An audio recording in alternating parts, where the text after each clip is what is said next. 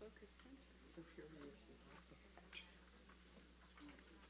So he's gonna have helpers for days.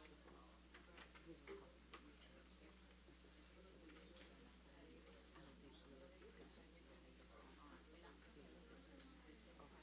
I don't think he knows he's gonna have to get it.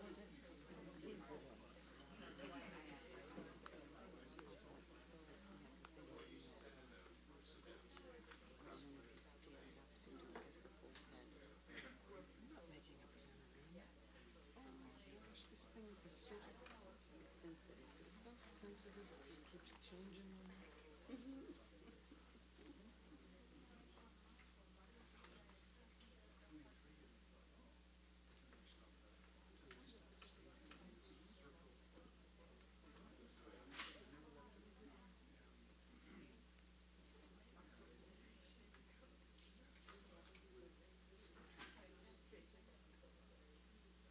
You'll have Canada when you decide if you're gonna use it.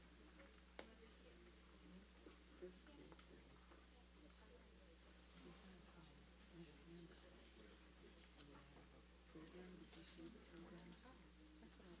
was thinking. You just wanted to get up and walk around. So the use Gonna see it there.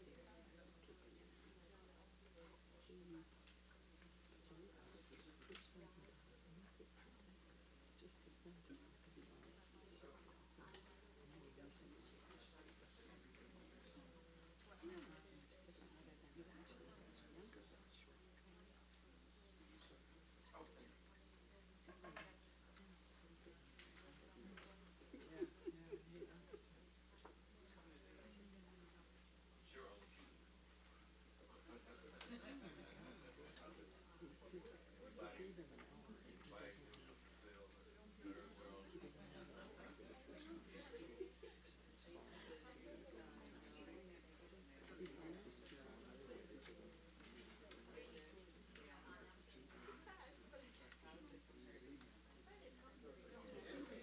fine. He practiced too long related to them. Well, he clearly just won because he was figuring this shit. He puts it everybody gets the schedule and they all have a whole hour. And then questions and answers. And they have to I mean,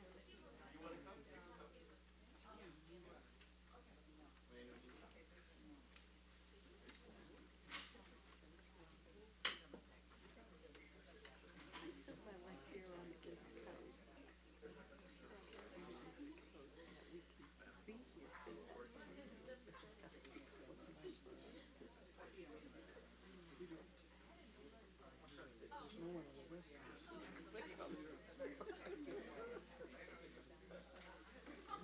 Even, I mean, even our son in New Hampshire, it's still, usually I can pace, You have to come and see every day.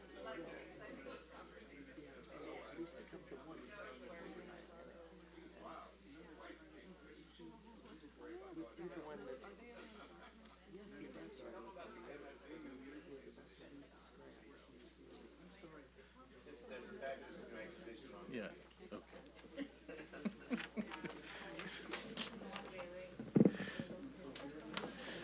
Good afternoon, everyone. Good afternoon. Thank you.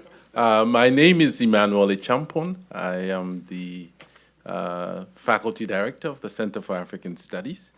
I'm also the Ellen Gurney Professor of History and of African and African American Studies. It is my pleasure to introduce my friend, Chris Ehret, who will deliver this year's Huggins Lectures. These lectures will fall under the broad theme of Ancient Africa in World History: Invention, Innovation, Impact. Christopher Ehret is Distinguished Research Professor Emeritus in the Department of History at the University of California at Los Angeles. From 1968 through 2011, he served as Assistant, Associate, and Full Professor at UCLA, following 2 years as a research associate at the University College of Nairobi. He earned his PhD from Northwestern University in 1968.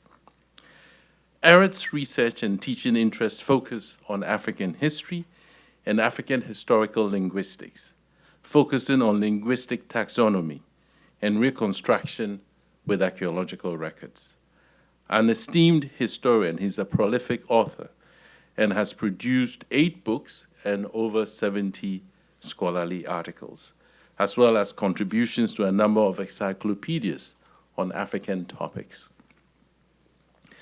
Chris Ehret's An African Classical Age, published in 1998, argues for a conception of the period from 1000 BC to about 400 AD as an East African period during which major technologies and social structures first took shape. His Civilization of Africa, A History to 1800, published in 2002, considers the entirety of African history from the end of the last ice age to the end of the 18th century. Among Ehret's many linguistic works, reconstructing Proto-Afro-Asiatic vowels, tones, consonants, and vocabulary, published in 1995, is considered to be a classic in the field. In recent years, Ehret has channeled his scholarship in new directions, including the reconstruction of the history and evolution of early human kinship systems. In addition, he has begun applying the methods of historical reconstruction from linguistic evidence to issues in anthropological theory and in world history. Collaborating with geneticists, Ehret has sought to correlate linguistics with genetic findings and in developing mathematical tools for dating linguistic history. Since 2002, Ehret has served on the editorial board of African and Asian Studies, and he has also served on the boards of History Compass and Sprache und Geschichte in Afrika. From 2014 through 2017, Ehret was one of the 3 primary advisors for Henry Louis Gates Jr.'s 6-part PBS series, Africa's Great Civilizations. Let me end on a personal note. In February 1999, I visited UCLA to give a job talk, and UCLA was trying to recruit a tenured West Africanist. Chris picked me up from the airport. It's February, so you can imagine Boston in February, and took me straight to the beach. So we packed, left our jackets in the car, went for a stroll along the beach, and I had to ask myself, what is a good Ghanaian doing in Boston at a time like this? But maybe I never told him, but he also has been my model of what it means to be a senior scholar in the field. I have learned a lot about early Africa from you and Jan van Sina, not just in how you wrote, but also how you related to each other. And I would pick up a review of Van Sina by Ehret and sit back with a smile, because even when they disagreed, it was with the utmost respect for each other, and they believed that they were all building on each other's works to give us all a deeper understanding of early African history.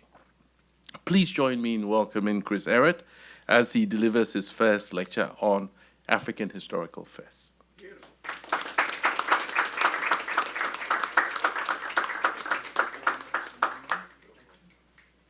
By the way, if you are interested in having this, there is at least one map that will never appear in the PowerPoint that's in the handout. So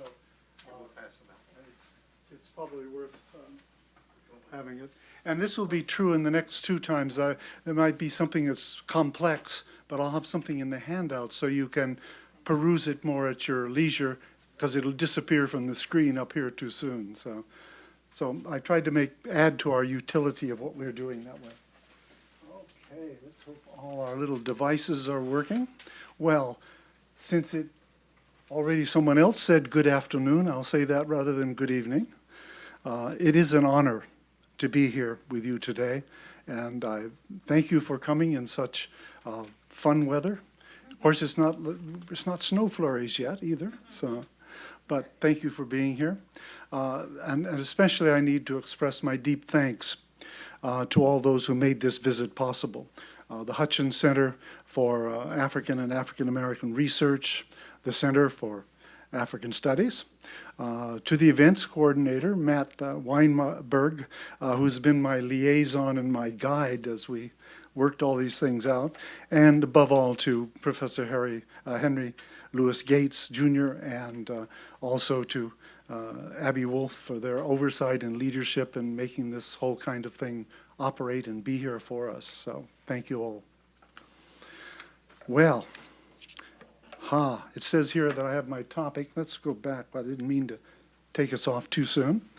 Anyway, not that long before, a little bit before, maybe 50,000 years ago, the ancestors of every single human being alive today lived in Eastern Africa, the eastern parts of Africa. And world history to that point was African history. And this is now becoming accepted knowledge.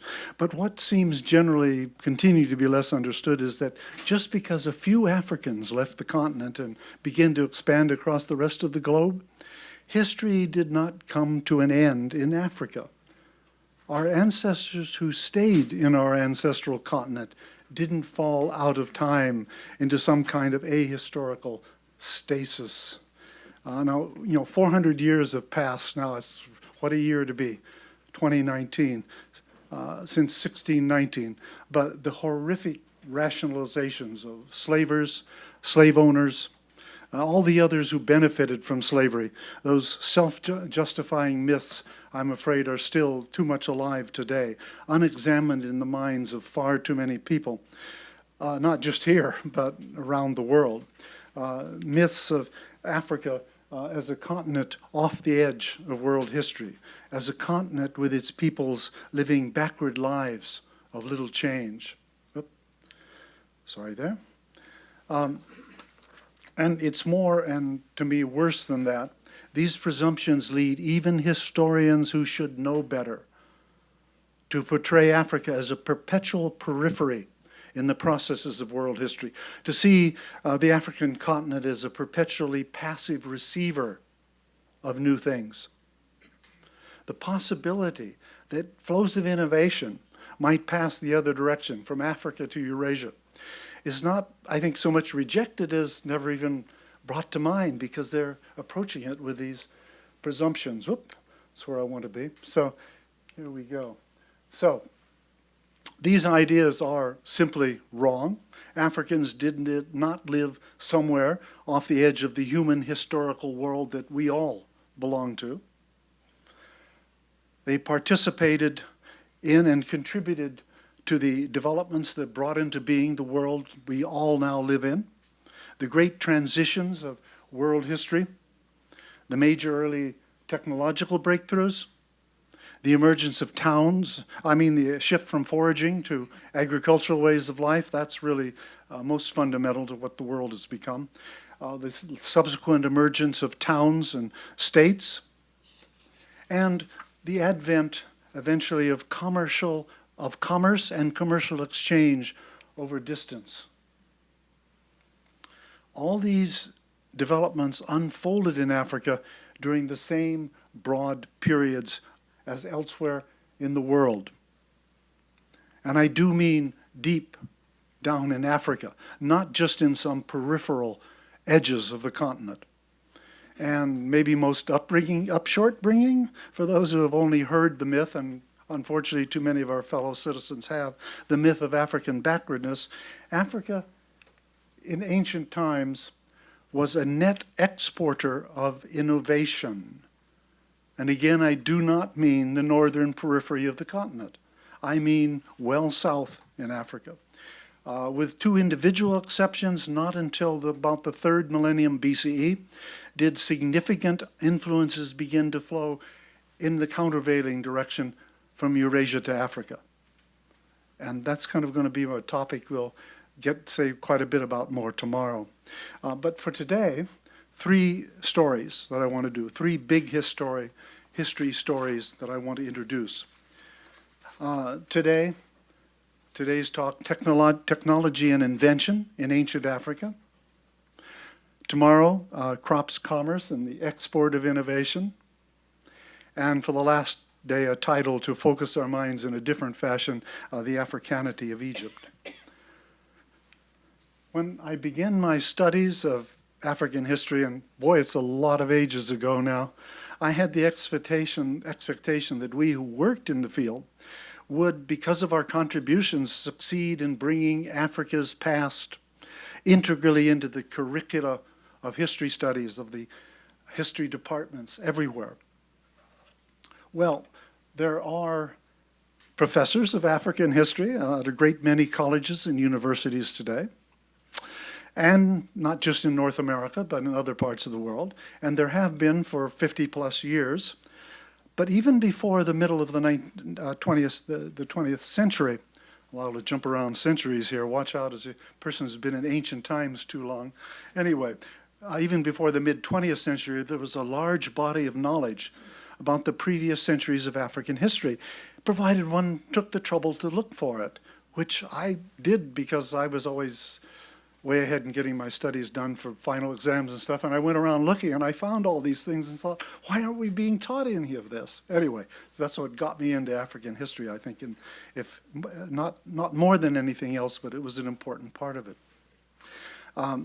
And about the only scholars who did, in those days, did take the time to look in and do something with that history were pioneering teachers at some historically black colleges.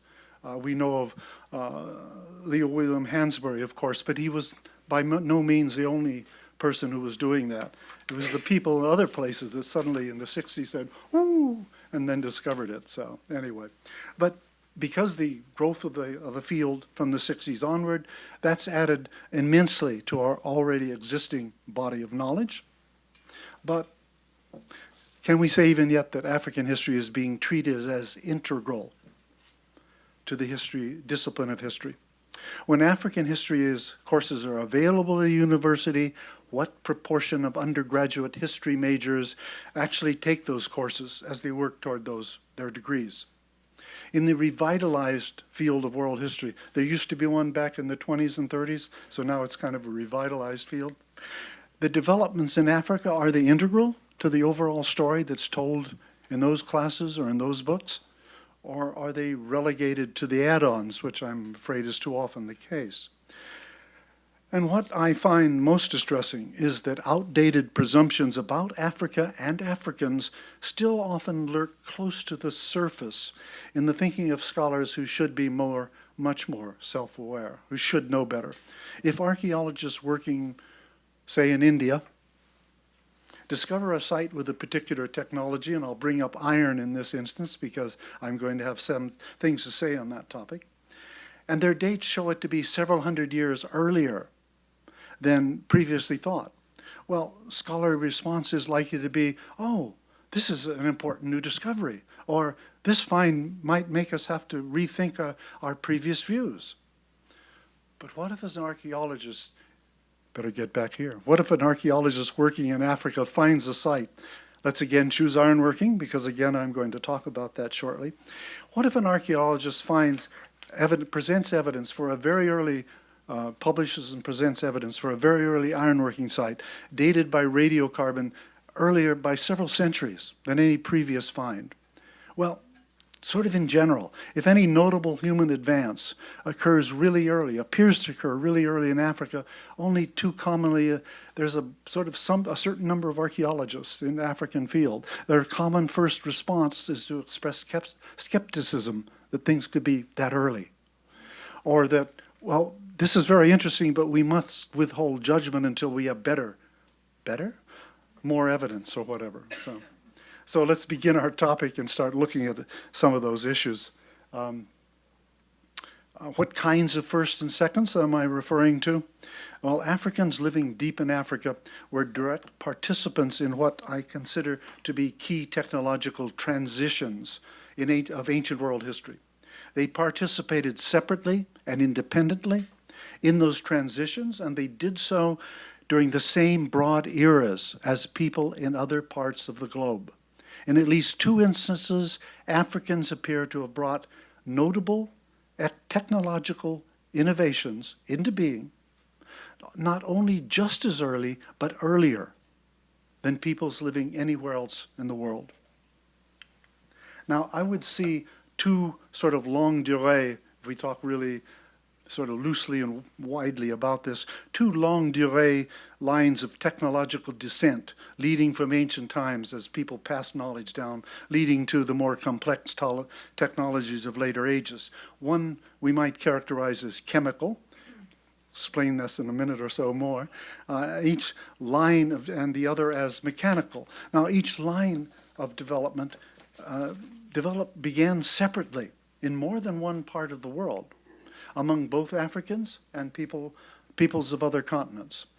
The earliest in historical time of these lines of technological innovation that are really important in much later times took shape with the development of human mastery of chemical processes, in a particular fashion. Specifically, I mean the multiple independent inventions of ceramic technology in far separated parts of the world. So, ceramic technology. This was a major transitional development in our mastery of the world around us, not only because it's the earliest sort of formal pyrotechnology, the earliest formal technology using heat to remake the chemistry and therefore the usefulness of earthen matter, but because it had long-term historical ramifications. It was of significance in early development times because of its contribution to human food preparation and therefore to human health and to human population growth. In subsequent eras of world and African history, ceramic wares then all began often to be products traded by the market. So it became an important kind of product in the development of commercial relations. But in addition, I think we may not really we may fail to fully appreciate the foundational aspects of ceramic technology in the chains of invention that lead down to some very highly important things or very significant things today. Ceramics in modern technology are not generally clay-based, as were the original ceramics. Dental implants, for instance, are ceramic. They're made of oxides, zirconia, or alumina. There are silicide-based ceramic materials used in phone chargers. The tiles on space shuttles, that's something we've all heard about. Those are ceramic because it needed ceramic materials to be able to withstand the intense temperatures of re-entry into the atmosphere. But let's go back to ancient times. This is a divergence, but why it's significant for history overall and why Africa is important in this process. So to go back to ancient times, the very first invention of ceramics did not take place in Africa. So here we're talking about a second rather than a first exactly, but in East Asia. And recent discoveries place the beginning of this development around 18,000 BCE in northern China, with ceramics in central China by around 15,000 BCE and a few millennia later reaching Japan. So that's one particular area of development in the world of ceramic technology. But far across the world, it was Africans who brought about the second earliest invention of ceramic technology in all of world history. Where did that development take place? In the far west of Africa, far, far distant, 9,000 or 10,000 kilometers away from north and central China. No later than around 9,500 BCE, Africans living in what's today the country of Mali began fashioning pottery. And the geographical region of this invention was the areas south of the Great Bend of the Niger. Though we may find it's a bit wider once we do more of the archaeology, but this is where we can see it right now. So, now these areas coincide, by the way, with the probable origin areas of the Niger-Congo language family, which accounts for languages spoken across a vast amount of Africa today. So the earliest ceramic inventors of Africa and the second earliest inventors of ceramics in the world spoke languages, we believe, of the Niger-Congo language family. But what is more, not only the second, but the third earliest independent invention of ceramic technology in all of world history took place in Africa. It took place 3,000 kilometers or more away from east of Mali, in the southeastern portions of today's Sahara, and almost as early, about 8,500 to 8,000 BCE. And this second invention of ceramics does not seem attributable to diffusion from the West African center of invention. It seems quite separate, and two reasons. For one thing, we can identify a separate ancient African cultural and linguistic tradition as innovators. Everywhere the second tradition occurs in regions where people for millennia have spoken languages of the Nilo-Saharan language family. And secondly, across the 3,000 kilometers intervening between, the earliest dates for pottery so far known turn up around 7,000 on to 6,000 BCE. So we've got a gap here in the deal. And here's a map which shows you arrows with the early movements to take you around up to maybe 7,000 BCE with the spread of the pottery traditions in Africa. Notice one went all the way down to Lake Turkana, where we have it by 6,000 BCE. So, and that's apparently the Nilo-Saharan tradition. And when ceramics do turn up in those areas, their decorative motifs show that they derive from the Nilo-Saharan one, the Eastern Sahara regional pottery development, and that they spread eastward into these, westward in the areas in between. So, Africans living well south in Africa created this technology long before, in the case of the ancient peoples of Mali, 3 millennia before the appearance of ceramics in the Middle East, and 4 millennia before this technology began to spread toward Europe and toward India from the Middle East. So the origins of African ceramic technology alert us to something else of historical importance, something that I think is of great importance for historians of early world and even more recent history everywhere to become aware of, and that's the gendered aspect of this history. Women were the inventors, the tinkerers, the technological experimenters who created both of the 2 early African ceramic traditions. The comparative cultural evidence right across the continent, south of the Sahara, solidly supports this conclusion. Namely, everywhere except in a very few areas where in recent centuries men took over the professional pottery making for commercial purposes, it's women who are the makers of ceramic wares and the jealous guardians of the knowledge and the practices. One of my students, not so many years ago, did intense work in Zambia, seeing just how this worked out, and it's fascinating to see how deeply involved. And women back up their roles with ritual observances that confirm their primacy, their authority as well in the manufacture of ceramics. Now, for those of us outside of Africa, the 5,000 to 6,000 years of patriarchal dominance right through that long middle belt of Eurasia has possibly left us with an unacknowledged presumption of male agency and technological advance. The history of ceramic invention in Africa should stand as a corrective to that presumption and a corrective to help us rethink in many other places and situations as well about the roles of men and women in history. It seems to me that we historians ought to similarly be querying presumptions about gender distributions of human agency, not just in material culture, but in all sorts of areas of culture. And we shouldn't be reading pre-urban, complex society ideas, patriarchal society ideas back into the more distant past.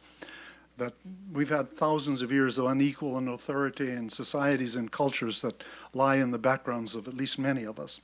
But that's not all. I would argue that a second major line of early technological invention, fundamental to modern technology, grew out of the foundational pyrotechnology of early ceramic production.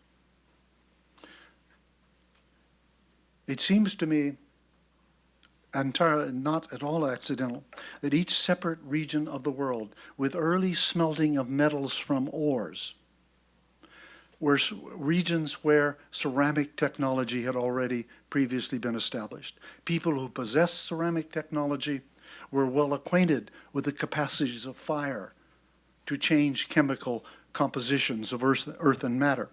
Now, metallurgy applied fire to earth and material, but in a somewhat different way. It applied fire and heat not to reshape the material as it was, but to separate out part of that matter. And then take that separated out matter and create new kinds of cultural items out of it, to produce new kind of items.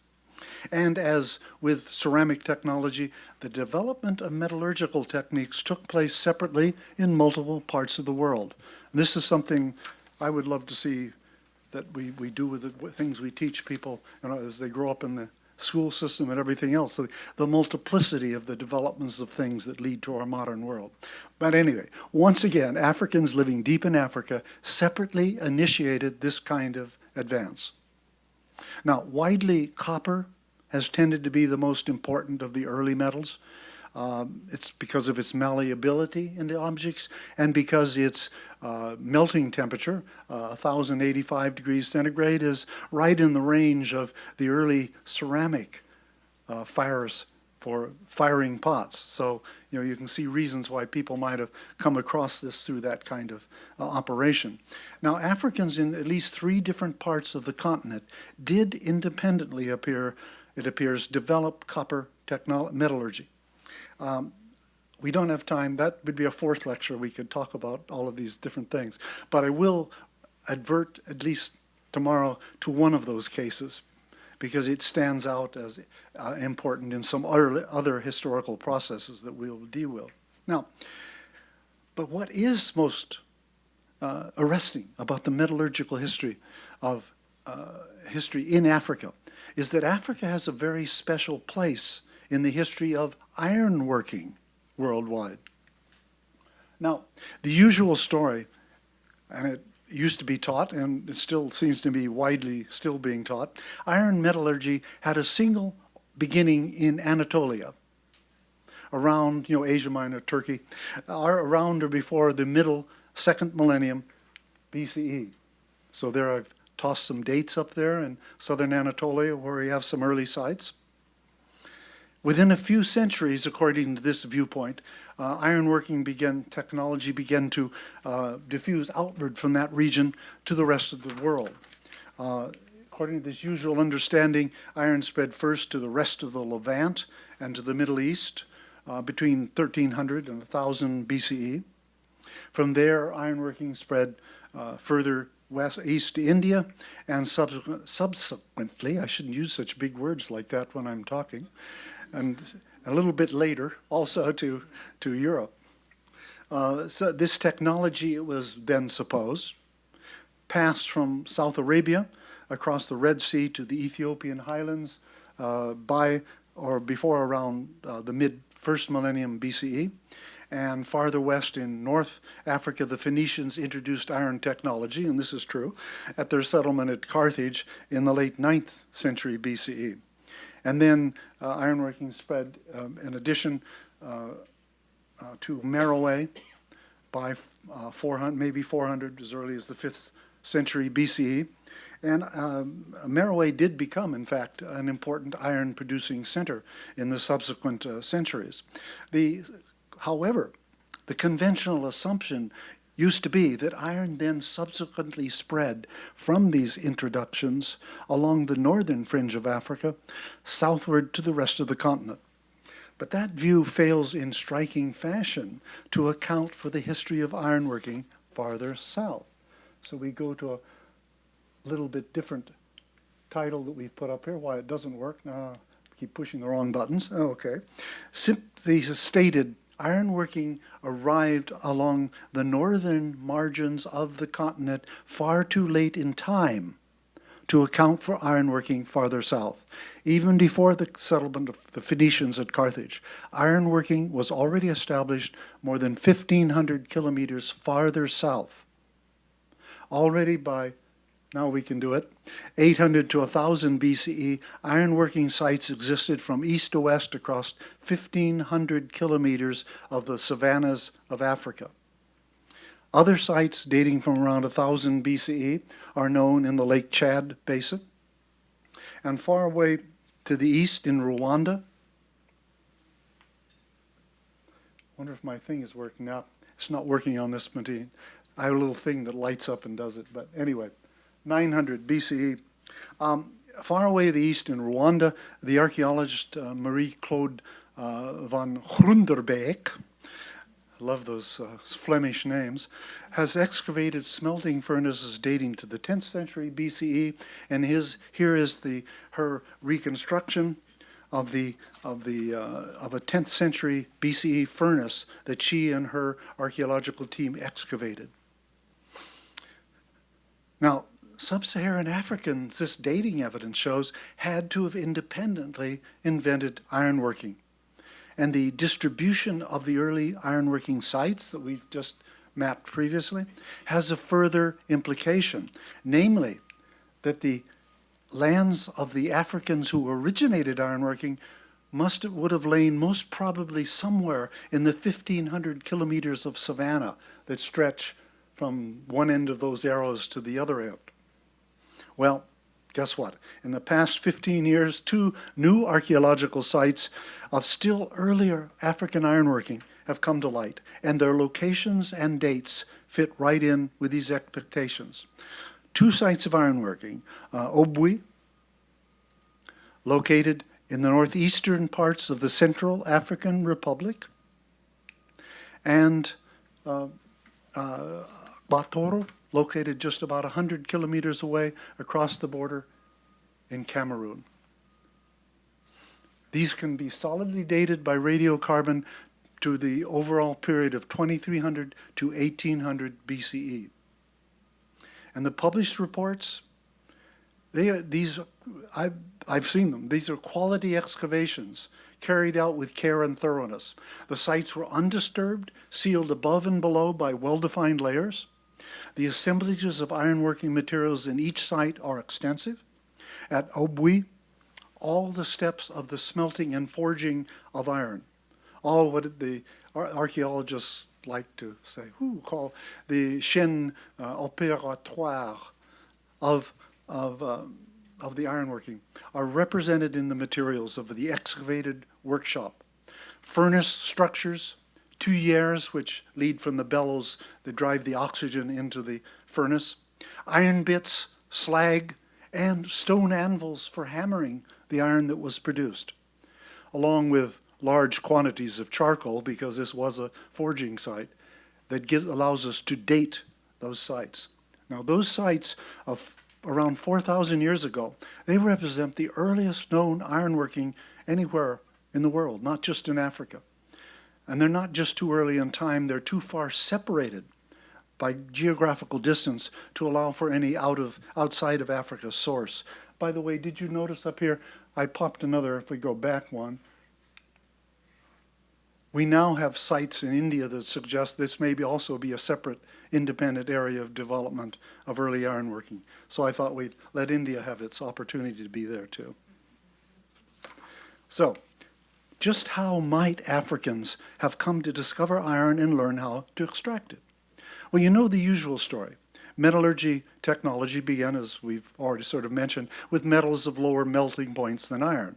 And only after working with these sorts of metals, people would have been able to conceive of maybe with higher temperatures we can produce other sorts of metals out of ores.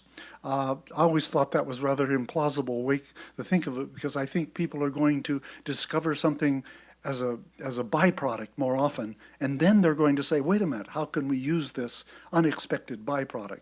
And that makes more sense what I'm going to say now about the African states.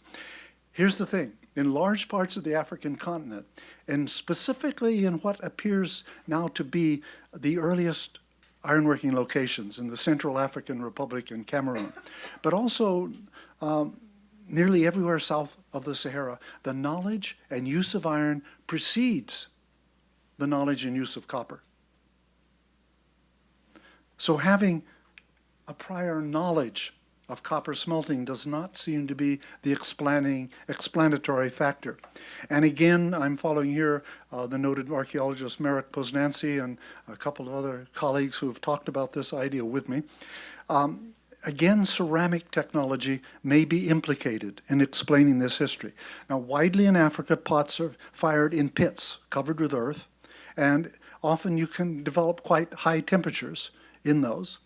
So here's the interesting additional factor, though, that we need to have also. A great many areas in the woodland savanna belt extending, we'll start in the east for you and move across. Anyway, I've got a map backward in my mind here. A great many areas in that woodland savanna belt extending from West Africa to the far eastern edges of the Central African Republic, these areas have lateritic soils with high iron content. And so what I've been pointed out to me by Merrick and others is that Africans baking pots in these areas might often have produced by not even intending to, little bits, little clumps of iron that might have been produced and be sitting around there as you take your pots out. And in that way, iron would have come to attention of the people in the region.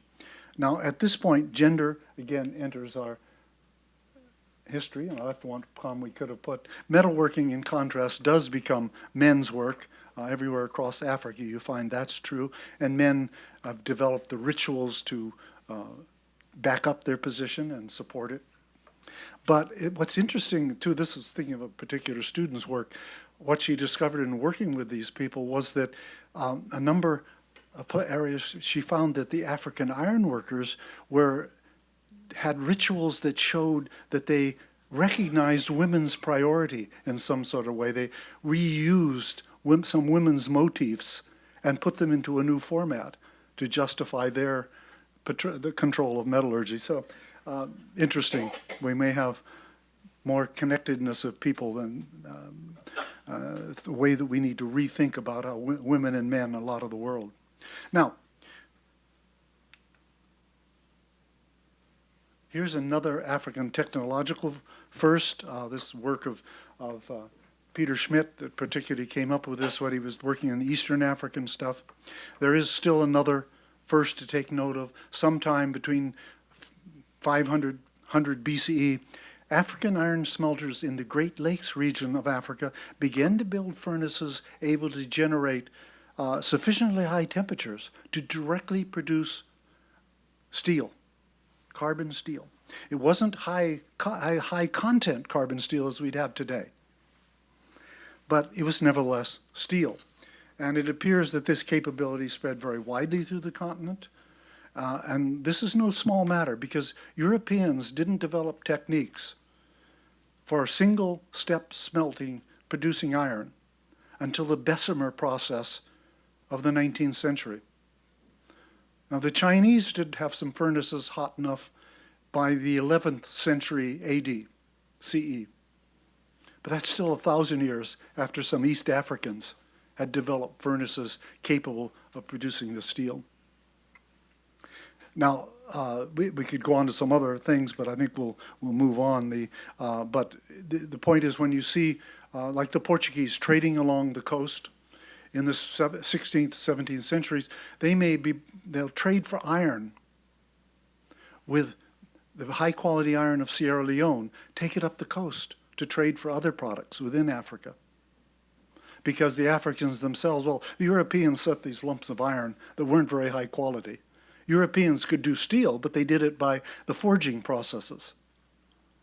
But here they'd send off this lumps of iron that could be used as money, but but if the Africans wanted really good quality iron, they'd make it themselves.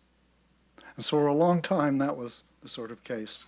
Now, what I want to do now, for the closing section of our lecture today, consider what I consider to be the second important trajectory, the one we mentioned. So here, I should have added that slide. Okay, anyway, mechanical. And my particular focus is going to be on the loom weaving of textiles. I see this kind of invention as a second global technological threshold that our ancestors crossed in moving to the technologies of the contemporary world. We rely today on machine looms and mass production rather than individual weavers, and we have new artificial materials and don't necessarily use the natural materials people used. But these methods of today evolved out of developments that began as early as the middle of the Holocene era. And in the global context, I'm going to particularly look at cotton textiles because these stand out as having had early historical importance right across the world. Now, what I find especially noteworthy is that people independently invented the weaving of cotton textiles in at least 4 different parts of the world. The multiple origins, we've seen of technologies we've already talked about. People invent the same kind of thing independently in different places. So here we have this something I'm going to call still another African first. So at least 3 or 4 different areas with the invention independently of cotton textile weaving. And in keeping with the several different origins of cotton textile production, the inventors in each region domesticated their own local species of cotton. And I think I hope I put this on the handout so that you can look at it more at your leisure, but you can see there's Glossipium herbaceum in India, Glossipium barbadense in Peru, which is kind of curious because it's not from Barbados, it's from Peru, but oh well. The name barbadense means it's from Barbados. No. Anyway, Glossipium arboreum. I guess the Europeans, when they came across, discovered it first in Barbados, so they didn't know about Peru being the source. So they gave it a weird scientific name. Anyway, so which of these developments was the first? Well, it appears this is another African first. The earliest evidence comes from today's country of Sudan. The evidence is indirect, but it's a quite solid kind of evidence. It's the presence of spindle whorls, not of the textile fragments themselves, which are quite easily destroyed by natural processes and aren't much harder to find. The spindle whorls used in the spinning of cotton thread. And the current sites, here's where you have to look on your handout for the map, at sites of the Khartoum culture in Sudan with a calibrated date in the 6th millennium BCE. This evidence dates 1,000 or more years before the earliest certain evidence of cotton in India, and 1,000 to 2,000 years before the earliest presence in Peru. Just as a side too, we see here a case of one technology building on another because these spindle whorls are ceramic. So people used their already existing ceramic technology and applied it to a new kind of things. Now, again, we face the kind of thing that archaeologists are going to not always be ready to realize what they see. The earliest archaeologists working, the ones that did things during about 3 decades ago that really went to work on looking at these materials, because the people who lived in the Khartoum sites also fished along the Nile River. They decided that maybe these round objects, these flat round objects with holes in the middle, were fishing weights. So here are 3 images, or we can look at them. On the left, yes, this item, which is sort of like a little pyramid shape, this item, not a pyramid, but a cone shape, yeah, that may be a fishing weight. But on the left, no. These are classic spindle whorl shapes. And again, I'm indebted here to Marek Posnanski, who took me through a kind of tutorial. He said, wait a minute, you know, nobody's ever looked at these materials and understood them. And he took me through and showed me how I identify and find out what they were. So I'm particularly indebted to him on that work. And he's worked extensively in West African textile archaeology, so he's has quite the expertise for this. By the way, this was not the only African invention of loom weaving of textiles.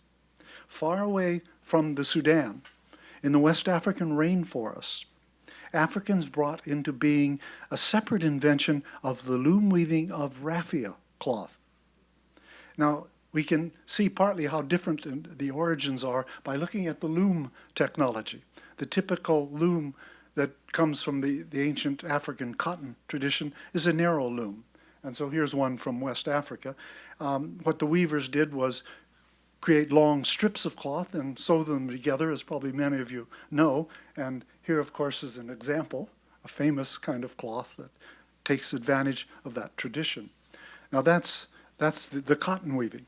But the West African inventors of raffia cloth technology used a quite different broad loom. The example I'm going to give you is from, and I have to see if I can make it move a little bit for you. There we go. But what I want to do is move us on. I wonder if I may have to control this from here.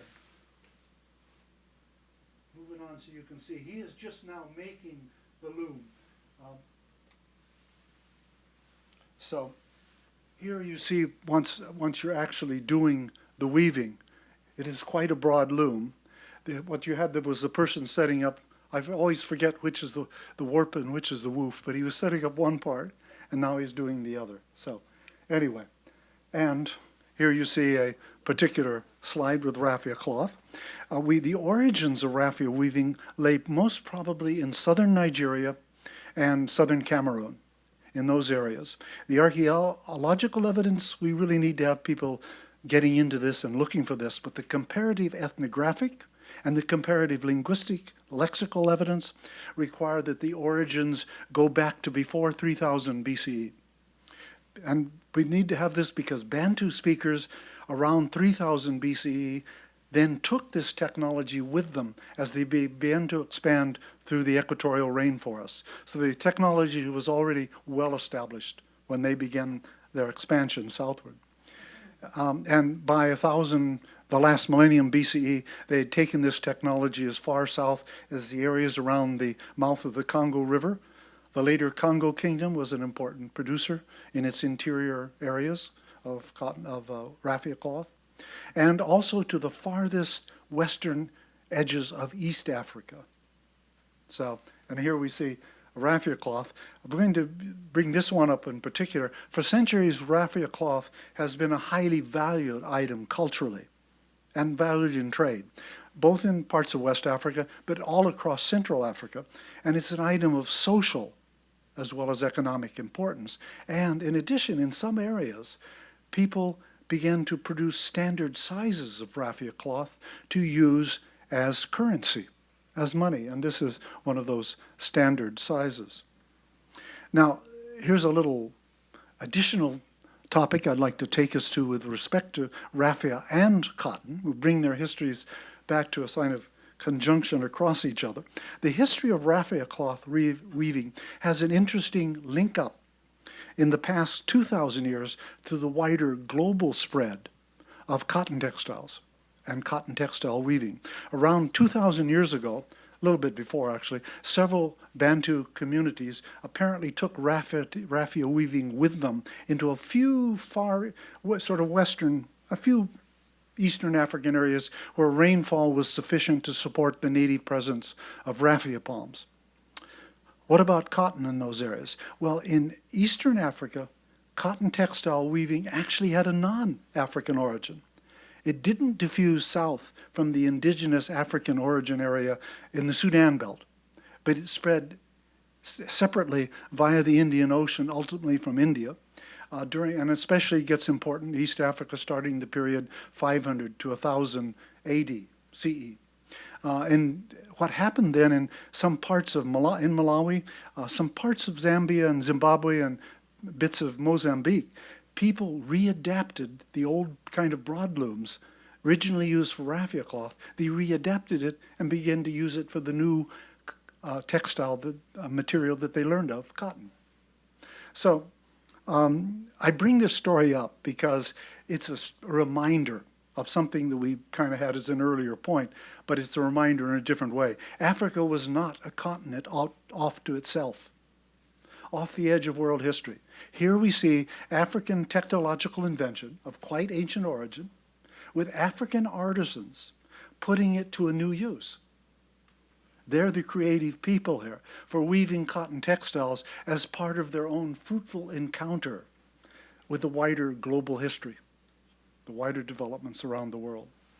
So, to sort of wrap this all up today, those African firsts and seconds, to summarize. As to ceramics, we did have a third too, because we had a second and third earliest inventions of ceramics. And just as notable, African women, I want to reemphasize this, created this technology, and they did so several thousand years before the adoption of ceramic technology in the usual regions, such as the Levant in Egypt, that we say, oh, those are the ancient civilizations. So it raises a second point. We ought also, as we consider world history, our history concerns shouldn't be just about societies that have become unequal and have centralized government and cover a big piece of territory. Small-scale societies are very often the areas where some of the most creative developments have happened. Those iron workers in Central African Republic weren't parts of some Egyptian empire or something, but they're independently discovering things, and they have the creativity to know things they want to do with it in the end. Now, as to iron, the earliest dated sites, 4,000 years ago, are located virtually in the middle of Africa, kind of over to the west side of the middle of Africa, but otherwise, that's the middle of Africa. And one added point, go back to here, the African smelters was the first, centuries before anyone else, to develop furnaces able to generate sufficient heat for single-step production of steel. And then, of course, we have our history of weave looming of cotton textiles. Now it appears from the artifactual evidence that the earliest occurrence of this technology would have been in Sudan, dating back to the 6th millennium BCE. Now, a second point I'd like to go to, African history is relevant, essential, and integral to the history of every one of us all. Developments in Africa, not just in technology, moved ahead along similar historical vectors during the same broad ages as among peoples of other continents. It is far past time that the discipline of history took account of this fact. And it's far past time that the discipline ceased to treat African history as something exotic.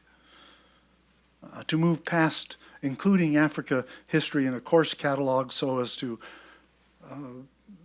let people know, oh yeah, we think all human history is important or something, but you're still kind of pretending if you're not deeply integrating it into.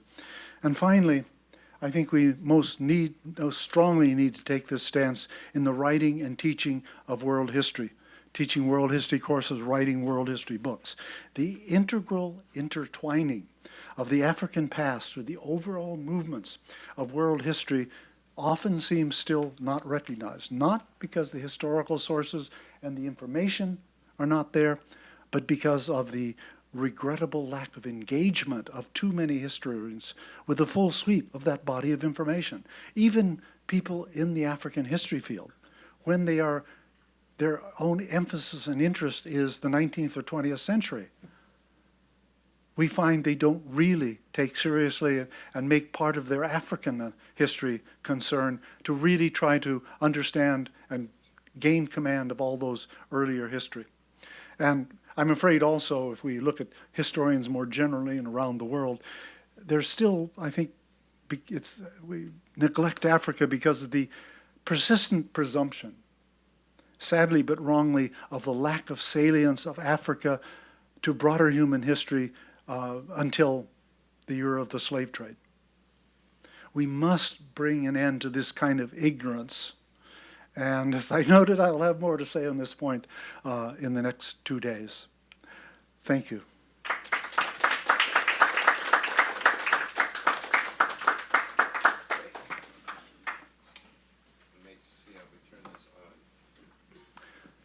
Hello, So- can you hear me? Yes, oh, good. Thank you, Chris. That was fabulous. Emmanuel, do you want to start? Or do you want me to? Well, you can start and then I'll take up. Okay. As Emmanuel said, Chris is one of the principal advisors on our 6-part Africa series, and much of this was startling to me and certainly to the people in the BBC audience and the PBS audience. And we want it to be as widely disseminated as possible.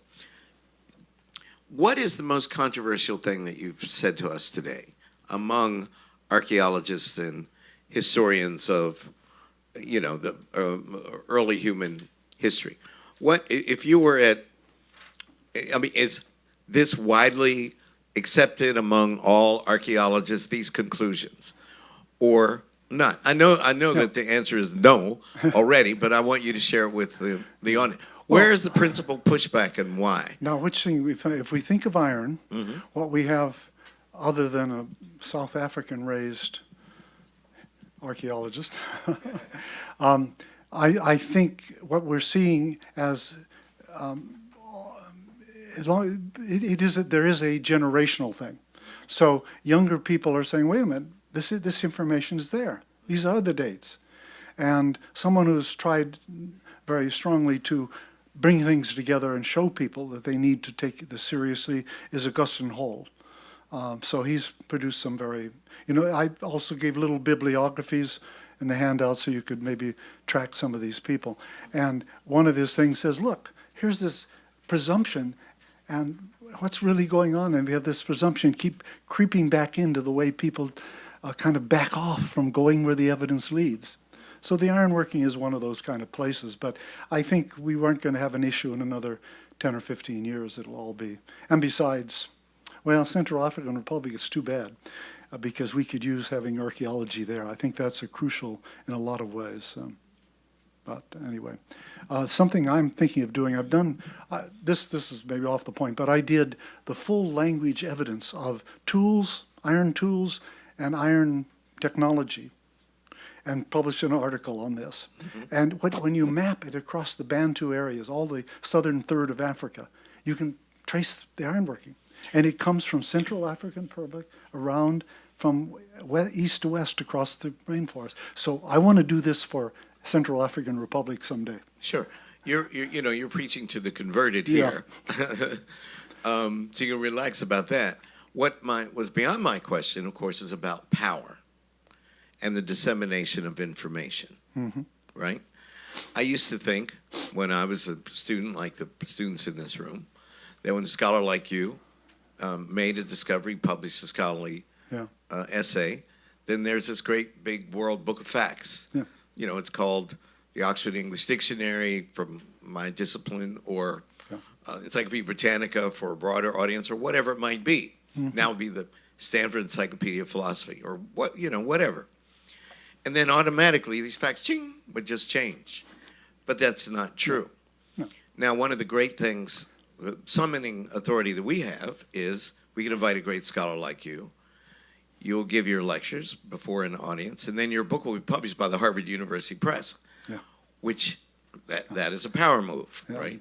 How do we change the narrative? And black people from all over, from time immemorial, have suffered from the narrative being written at our quote-unquote collective historical expense, whether it's who invented iron technology, raffia weaving, or whether black people were competent under Reconstruction. It doesn't matter.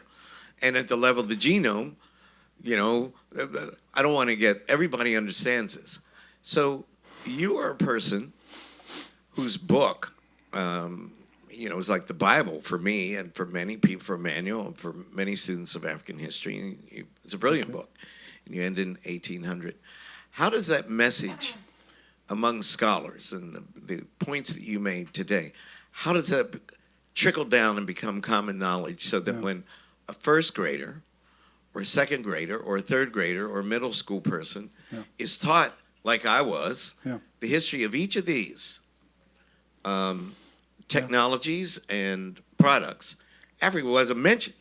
How does that become the narrative so that everybody says, well, cotton started here and et cetera? How does that happen? Slowly. Well, I really have seen significant advance. It's just that it's like getting people to eventually deal with racism. You have another burst of really awful human beings revealing themselves, and it pushes us another little step. But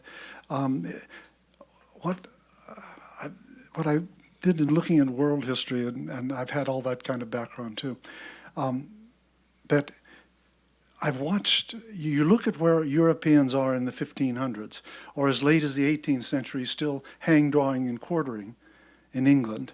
And yes, but it's so slow. But I'm afraid, in a way, academics is that way too.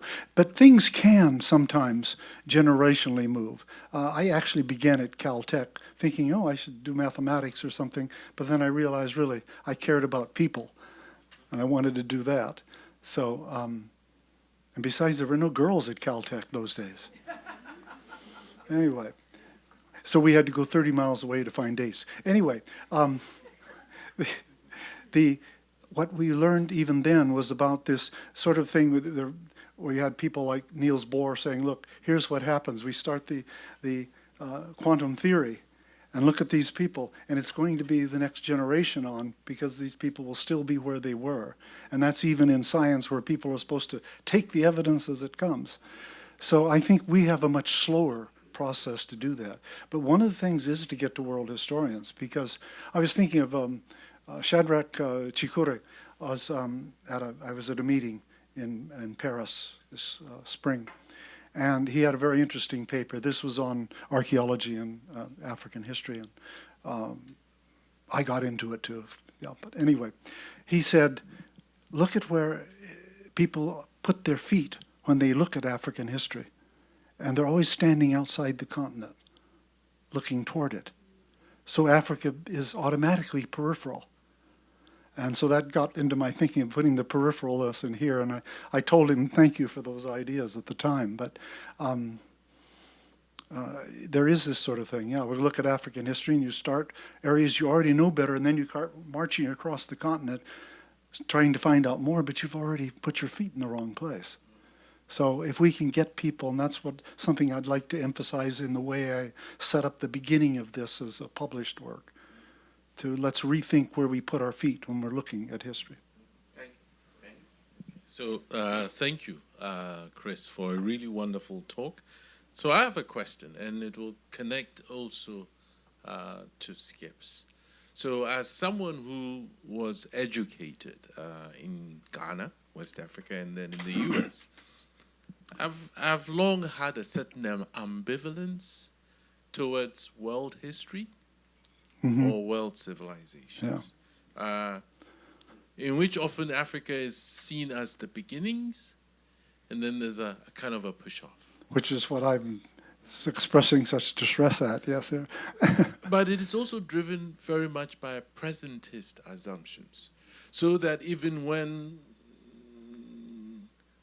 Jared Diamond, your friend, or someone like William McNeill, writing either Place and People or whatever, try to come at a processual understanding of history. We kind of still know where they're taking this. Well, but it's still where their feet are standing, I think, in this. Because you can actually, Jared Diamond's idea, East-West thing, you can take Africa and look at the belt across West Africa across to the Red Sea. And you have the same creative or whatever. I mean, it's a back and forth flow of ideas. So that's a real area of innovation and things happening. So there could be some processual things like that. But he didn't realize about the African stuff. By the way, this is just something he and an Australian archaeologist put a thing in Science about, 2004, saying, oh, that the Afroasiatic family came from the Middle East. And I got two other people together, or maybe Schumacher got me and another guy together, but we went back and said, no, this is wrong, this is the history. And Jared didn't, I think he should have done, he should have said, written to Science and said, you're right. But he wrote me and said, you're right. So the teaching of Africa, let's say. So I mean, he's workable. Yes. We could probably, if we'd worked on him, but is it worth it? We need to do generations, so, yeah. So I'm thinking about the place of Africa in world history. So to integrate Africa more centrally involves some kind of almost like an unpacking of world history. Are there alternative frameworks? Would it be attractive if we were to take it out of world history? Are schools in the U.S. interested in knowing about Africa, Yeah. independent of a framework that is different Yeah. from world history? That is one. Two, Skip's point about power in the production of knowledge. There is a sense in which understandings of power have framed our understandings of the world in very important ways. But I also see how increasingly American schools are becoming diverse. And you have people from different racial and cultural and ethnic backgrounds. Maybe perhaps that is what might change the packaging as there's a need to respond to make history more representative and by extension more historically accurate. Yeah, well, I feel within my life, over my lifetime, we are at the threshold of another really big shift, because younger people don't seeing the world the same way, thank goodness. But on seeing, as long as you keep Africa as a separate thing, then you leave it open to idiots in Bulgaria to mistreat soccer players, or I think you could, if you could see it if you're saying, okay, I take an East Asia, I take a European, I take a Mesoamerican world, I take an African one or something. If you can get people to see those as different interacting, but you're always in a danger that the world historians will put everyone else together and say, oh, you've just confirmed that the Africans are not part of my picture. So we've got delicate things to work our way through there. Yeah. We have to get the story in textbooks. Yes. It has to become, absolutely, in the way that our generation, the Fertile Crescent, like human civilization starts between the Tigris and Euphrates. I mean, every school child my age, that's the way the world was. And there wasn't anything outside of the Fertile Crescent. We have to change that narrative. And I'll tell you funny little ways. Like everybody now agrees who counts the slaves, the Africans who were shipped across the Atlantic, that the Transatlantic Slave Trade Database is the authority. Now, you know, you could quibble with this, quibble with that, but that's a basic authority, right? So I read an article in the New York Times that said that the number of Africans shipped estimates range from 20 million to 60 million or something like that. So it just so happens, I know. We're back to 1950 or something. This was a couple years ago. Yeah. 3 or 4 years ago. But the managing editor of the New York Times was a friend of mine, black guy named Dean Baquet. So I just sent him an email and I go, this is outrageous. This is a fact. Would you do me one favor, and the Times one favor? Every article that writes about the number of Africans shipped across should now say 12.5 million. And now every article does. That is just a small way of intervening, but it's important. Yeah. You know, just by accident, I happen to know a guy, I could send him an email, and he happened to believe me. But it has to be done systematically, and we're losing that battle because we can't control textbooks in boards like Texas and places like that because they're very, very conservative. They don't even believe in evolution. But anyway, we're talking to you at dinner. Questions, comments? So thank you for this talk. It was really fascinating. I have a question about terminology that I hope will kind of feed into the discussion we've already been having. So you speak about African first, which of course implies the entire continent. But then the innovations that you were talking about today, you reference a number of concepts like deep in Africa, south of the Sahara, Sub-Saharan. This was trying to get people to put their feet in another place. Okay, and so that's... We will get on to putting Africa back together more as we go on. Okay, and so that's what I wanted you to talk about a little bit is the terminology and maybe explain some of the challenges of talking about this moment in history and sort of we're steeped in all these biases of how we see the African continent, right? And so I was wondering if you could talk a little bit about whether you see a significance in these innovations coming about in what today some would classify as sub-Saharan Africa versus northern parts of the continent. Are there these divisions in the world at the time and how Africans are seen? Or do you point out this concept of deep in Africa or south of the Sahara to kind of break down those stereotypes that we have in this moment? Yeah. Does that make sense? Maybe. Yeah, well, that is its own serious thing. But when you do look at more ancient records, people are not working in paradigms that the last 400 years have created for us either. So people are certainly good at finding nasty ways to treat people who aren't your group, but they organize it around different kinds of separative principles of social difference and cultural difference, so what you believe and so on. So I think we could talk about how it's a different. We could try to set the context that the world, as people are evaluating things around them and their relations with others, they're working on different paradigms than we have had given to us.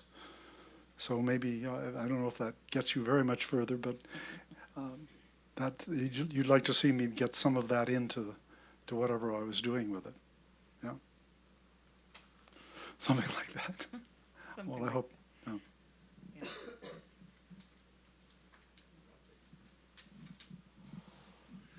Yeah. There's no doubt in my mind, but that textbooks are the key. As lamentable as using textbooks is, but you have to get information into K-12 people. Yeah, you do. Or they're just going to they're going to get to college and they're not going to take a world history course. Yeah, and I see a catch-22 kind of thing. We've got to train people in college so when they do teaching, they'll teach these things. On the other hand, since they didn't get it in their teaching, exactly. Why would they take the course then? Right. So there's a corollary to the grammars there as well. The other thing I wanted to say is that standardized testing is what is wrecking a lot of a lot of this. And if you go into schools, high schools, good high schools, everybody is keyed on U.S. history because that's going to be tested. All right, and it hampers teachers teaching outside of U.S. history because they don't feel they don't feel that they would be supported if they were to broaden the brush of history. Yeah. And if you think Africa is ignored, try South America.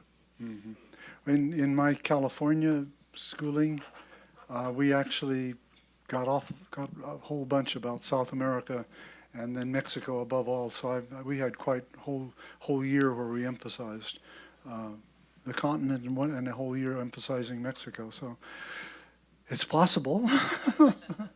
So. Hi, thank you so much for your presentation. So by the way, I'm getting older. And sorry. So occasionally I may have to ask you a second time. So. Okay, can you hear me better now? I was asking if you can hear me better now. Yeah. Oh, yes. Okay. So I have a question that's fairly similar to the penultimate question regarding like terminology and paradigms. So I was curious about your thoughts on the term Sub-Saharan Africa as a historian, because I know personally, every time I see that particular terminology, I always found it very problematic.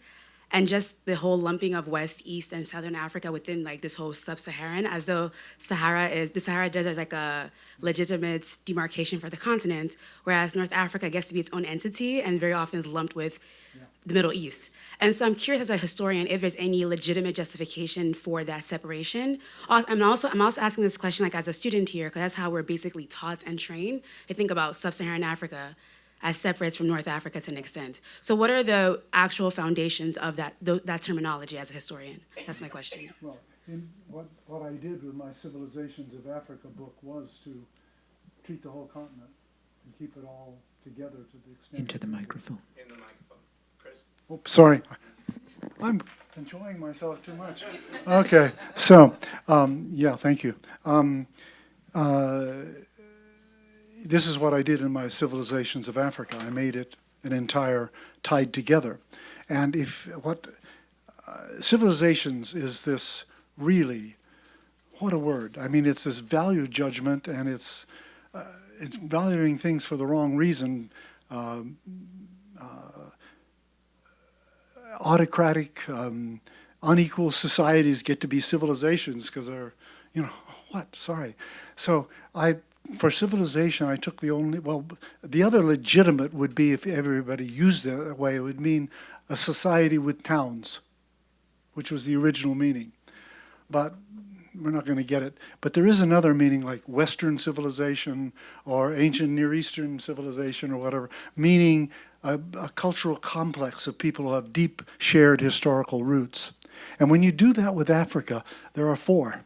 Well, there's a 5th too, but we don't have a language family left for them. And one of those families ties both subs and non-sub Africa together as one. And other families tie big parts of the continent together. And those language families, it turns out, really coincide with certain deep shared ideas about religious belief, how people organize the spiritual world, so they have real deep cultural bonds that seem to go with their language relationships. And so this way I could tie together the whole continent. So that's what I try to do. The last one, we do go north and south of the Sahara for the last lecture of these 3. So anyway, we'll get a chance to look at it that way. The next one is saying, look, if you thought Africa was sitting there doing nothing, here's a bunch of things that Africans farther south are sending north. So I'll still be talking kind of the same way. But the third one we'll get. Your approach has always been Pan-African. Yeah. Questions, comments? Can't see behind us. We have a hand? We have a hand? Uh-huh. We have time for one more question. Okay. So I kind of wanted to push back against the idea that textbooks or traditional forms of learning were the only way to kind of introduce the public to an alternative mindset about how important Africa was in history. Sorry, I'm losing some words Sorry. there. Said that she wanted to push back against the idea that textbooks were the only way to change the narrative. Mm. No one said Yeah. the only way. Yes. But please, Major way. Yeah. Mm. She goes,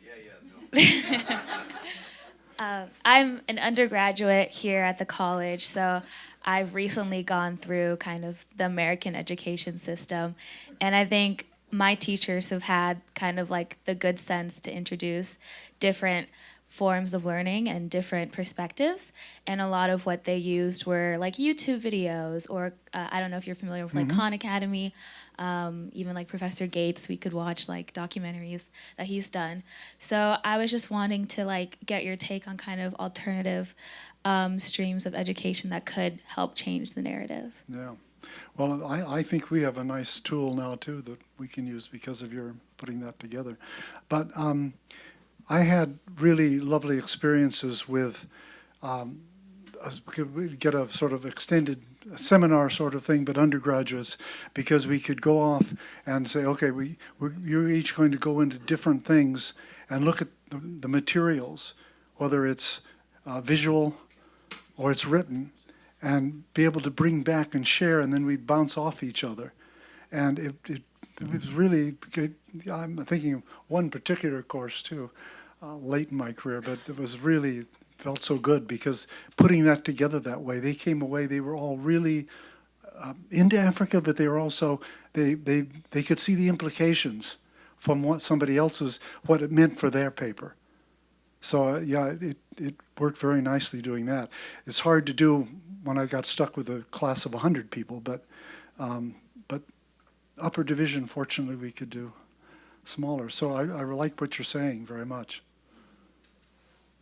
So before we thank our speaker, two quick announcements as a reception. So don't hurry out. Stop by, and it's going to be that way. 7.